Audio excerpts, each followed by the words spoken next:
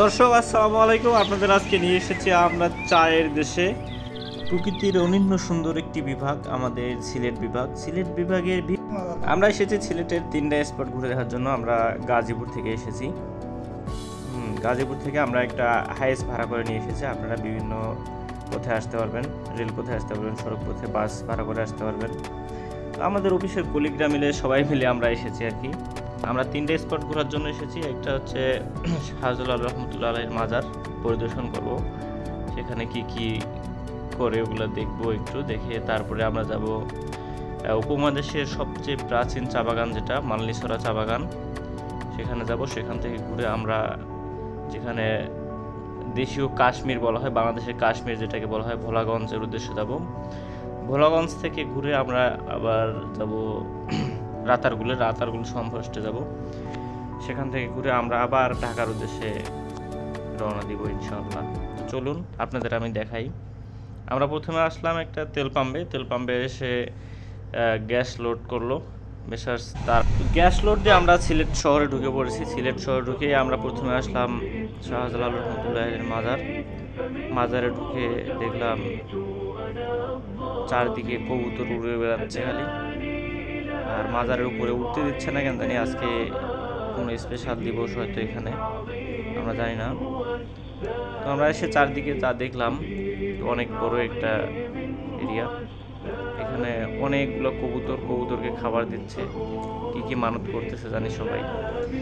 আবার এখানে একটা পুকুর দেখলাম, এখানকার পানিতে অনেকে পুকুরের পানি খাচ্ছে, কেউ উজু করছে, কেউ বোতলে ভরে নিয়ে যাচ্ছে।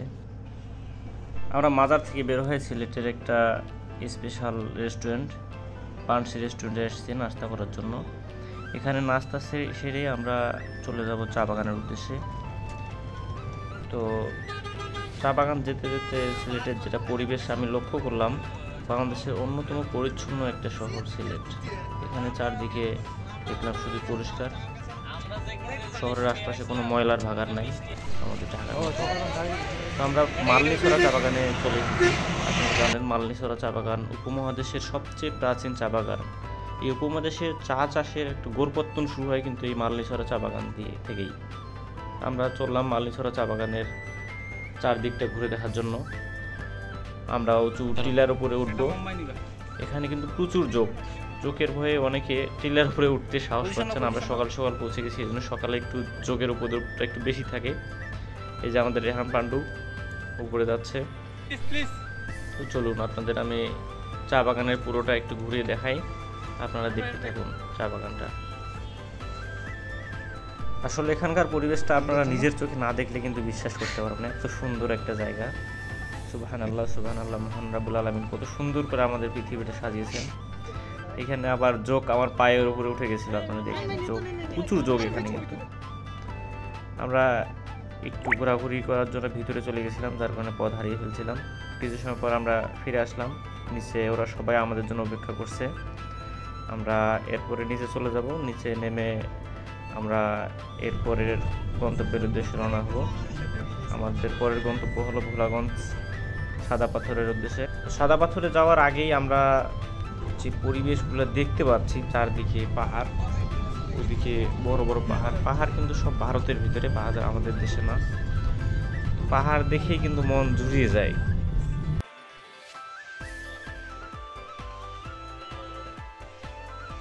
তো এখানে আসার পরে এখানে একটা পার্কিংয়ের সুন্দর ব্যবস্থা আছে। আপনারা যে গাড়ি নিয়ে আসুন না কেন, গাড়ি এখানে রেখে আপনারা ভোলাগঞ্জের উদ্দেশ্যে যাবেন।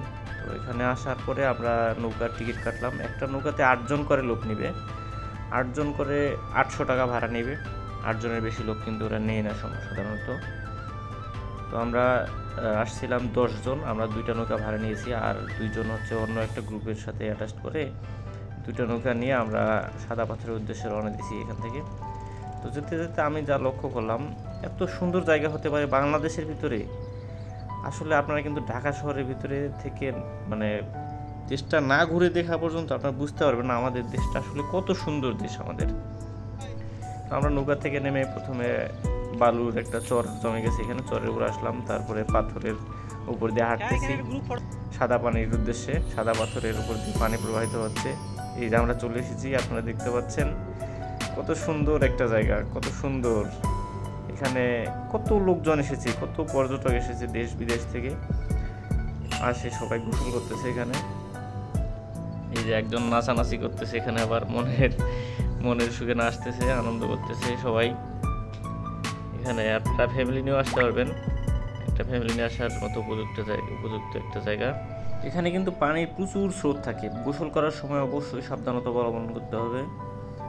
এরপরে আমরা এখানে প্রায় 2-2.5 ঘন্টার মতো গোসল করলাম। গোসল করার পরে উঠে আবার রওনা দিব। দর্শক, এখানে আরেকটা আকর্ষণীয় জিনিস আছে, সেটা হচ্ছে আপনারা ব্যাগ ট্যাগ নিয়ে আসলে এখানে আর কি লকার ভাড়া নিয়ে রেখে দিতে পারবেন। প্রতিটা লকার 100 টাকা করে ভাড়া। আপনারা যত সময় ইচ্ছা গোসল করে লকার থেকে মালামাল নিয়ে চলে যাবেন, কোনো ঝামেলা হয় না সাধারণত এখানে। ভাই লকার এগুলো কত করে ভাড়া? তো আমরা 100 টাকা। কত সময় রাখা যাবে? ভাড়াটার কথা আনলিমিটেড টাইম উনি আমাদের বলে দিলেন, 100 টাকা করে ভাড়া। হ্যাঁ দর্শক, আজকের মতো আমরা ভোলাগঞ্জ ভ্রমণ এখানেই সমাপ্ত করলাম। ভোলাগঞ্জ থেকে আমরা চলে যাচ্ছি আমাদের পরবর্তী গন্তব্যের উদ্দেশ্যে। আমরা এরপরে যাব রাতারগুল সোয়াম ফরেস্ট, সেখানে দেখা হচ্ছে আবার। তো এরপরে আমরা আবার আমাদের নৌকা ঘাটে চলে আসলাম। আমরা যে নৌকায় এসেছিলাম সেই নৌকাতে করে কিন্তু আমরা আবার ফিরে যাব। আপনাদের একটা জিনিস বলা হয় নাই, যেখানে আমরা নৌকা ভাড়া করে নিয়েছিলাম, প্রথমে টিকিট কেটেছিলাম, সেখানে হচ্ছে যে নৌকা আমরা ভাড়া নিব সে নৌকার একটা নাম্বার নিয়ে রাখতে হবে। আপনারা সাদা পাথরের ওখানে গোসল করে আবার সে নৌকাওয়ালাকে মাঝিকে ফোন দিবেন, মাঝি আবার নৌকা নিয়ে আসবে সেখান থেকে আপনাদের আবার পূর্বের ঘাটে নামাই দিবে। তো আমরা কয়েকজনের জন্য অপেক্ষা করছিলাম, একটু অপেক্ষা করে আমরা নৌকায় উঠে গেছি সবাই মিলে উঠার পরে আমরা আমাদের আগের ঘাটের ওখানে চলে আসতেছি। ঘাটের এখান থেকে ফিরে আমরা একবারে রাতারগুলে চলে এসেছি। রাতারগুলে এসে আপনারা দেখতে পারবেন এখানে টিকিট কাউন্টার আছে, কয়েকজন বসে আছে টিকিট কাটার জন্য। আপনারা এখান থেকে টিকিট নেবেন। টিকিট নিয়ে আপনারা টিকিট মূলত এখানে 2টা কাটা লাগে, একটা হচ্ছে বন বিভাগের কাছ থেকে পারমিশন নেওয়া লাগে, আর একটা হচ্ছে নৌকার টিকিট কাটা লাগে। আমরা 2টা নৌকা ভাড়া নিই, আমরা ছিলাম 10 জন, 5 জন করে আমরা নৌকাতে উঠি।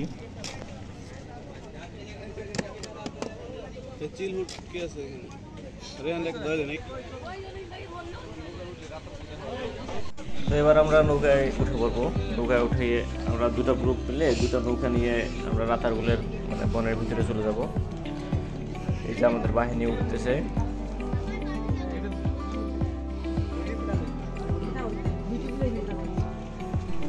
অলরেডি আমাদের গ্রুপের কয়েকজন উঠে পড়ছে একটা নৌকায়।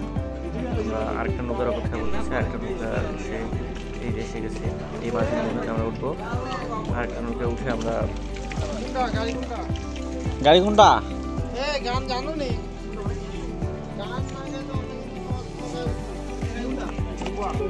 ই করার জন্য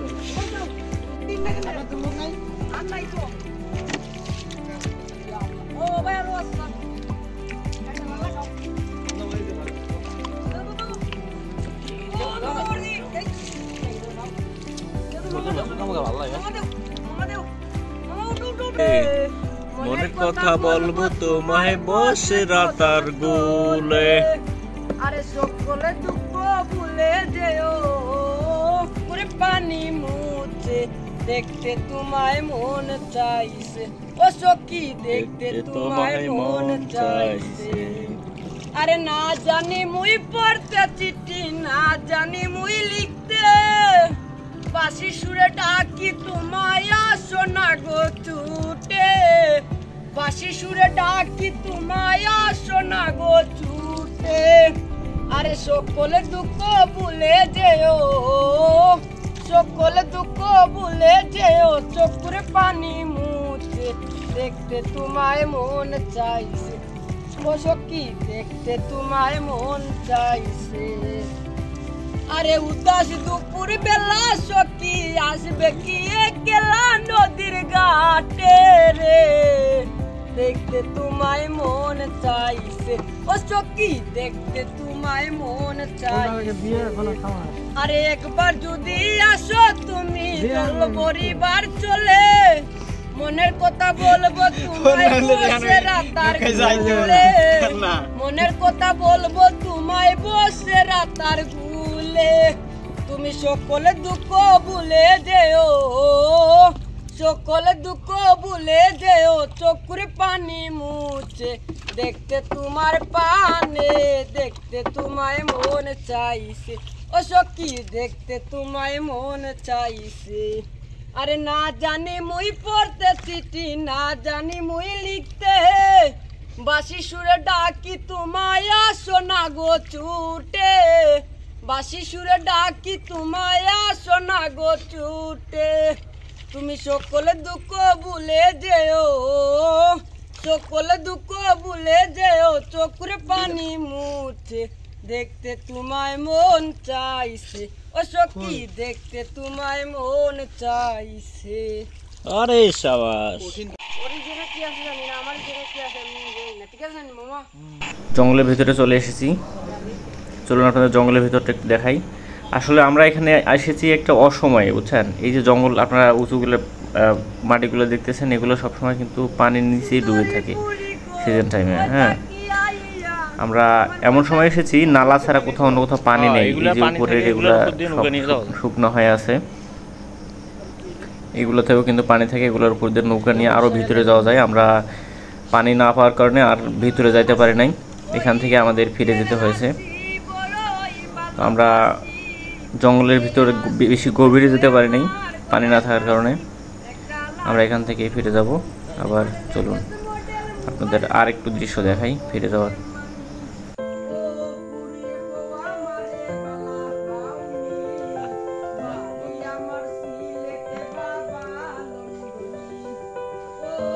আমরা রাতারগুল থেকে ফেরার সময় আবার মালিছড়া চা বাগানের পাশ দিয়েই যাব। যাওয়ার সময় দেখুন আশপাশের পরিবেশটা কত সুন্দর। আসলে এগুলা তো আগে আমরা মোবাইলে দেখতাম, ভিডিওতে দেখতাম, ইউটিউবে দেখতাম। আসলে নিজের চোখে না দেখলে আপনারা বুঝতে পারবেন না আসলে কত সুন্দর একটা জায়গা, কত সুন্দর একটা জায়গা। হ্যাঁ, দেখুন সন্ধ্যা পর্যন্ত কত মানুষ এখানে আশপাশে ঘোরাঘুরি করতেছে। দর্শক, আজকের মতো এখানে বিদায় নিচ্ছে। আপনারা নিয়মিত আমার ভিডিও দেখতে চাইলে আমার চ্যানেলটি সাবস্ক্রাইব করে দিবেন, শেয়ার দিয়ে রাখবেন, আরেকজনকে দেখানোর সুযোগ করে দিবেন, আর বেল আইকনটি চাপ দিয়ে রাখবেন যেন আমার ভিডিও আপলোড হওয়া মাত্র সাথে সাথে আপনারা দেখতে পারেন। তো